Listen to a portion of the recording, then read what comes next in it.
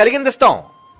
కానీ ఇక్కడ సేవకుల విషయాన్ని ఏం చేశారటండి, 50 మందిని గుహలో దాచి ఏమండి అన్నపానములు ఇచ్చి వారిని పోషించి తిని. పోషణ 100 మంది దైవ సేవకులను పోషించాడటండి. ఎవరు? ఓబద్య. దేవుని ఏదో చిన్నప్పటి నుంచి భయభక్తులు కలిగిన వాడు అని రాయబడింది చూడండి. చిన్నప్పటి నుంచి భయభక్తులు కలిగిన వాడు అంటే చిన్ననాటి నుంచి భయభక్తులు కలిగి ఉంటే ఇటువంటివి చేస్తాం మనం. దేవుని సన్నిధిలో చిన్ననాటి నుంచి దేవుని జ్ఞానాన్ని నేర్చుకుంటే అప్పుడు ఏం చేయాలి, ఎలా ఉండాలి, ఏం చేసి దేవుని మెప్పించాలి అనే విషయాలు మనం తెలుసుకుంటాం. కానీ మనలో ఎంతమంది తెలుసుకున్నారు చెప్పండి? ఎంతమంది తెలుసుకున్నారు? భక్తి అంటే లోకంలో మనుష్యుడు చేసే పద్ధతులు భక్తి అనుకుంటున్నారు.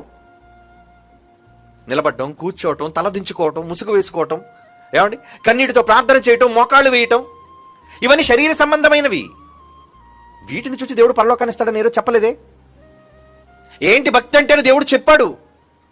ఆ భక్తే నీకు లాభసాధకం.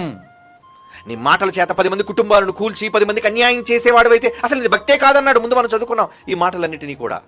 నోటి కళ్ళెం పెట్టుకోరు కానీ ఇది దైవ భక్తి అనుకుంటే నువ్వు పొరపాటు చేస్తున్నావు. అటువంటి వాళ్ళు ఎంతమంది లేరు చెప్పండి ఈరోజు? మాటల చేత కుటుంబాలను కూల్చేవాళ్ళు, మాటల చేత ఎదుటి మనిషి మీద దాడి చేసేవాళ్ళు, అన్యాయంగా మాట్లాడేవాళ్ళు, వాళ్ళందరూ భక్తిపరులా? వాళ్ళు అనుకుంటున్నారు అంతే మేము భక్తులమి అని.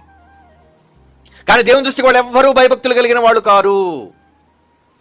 ఎందుకంటే నిజంగా దైవభక్తి పట్ల దైవ భక్తిని లాభసాధకం అనుకున్నాడు ఎవరైతే ఉంటారో, ఇదిగో దేవుడు చెప్పిన విధులు ఉన్నాయే వాటి ప్రకారంగా చేసేవాడే దేవుని యందు భయభక్తులు గలవాడు. మరి రాయబడిన మాటల ప్రకారంగా ఎంతమంది మీలో చేస్తున్నారు?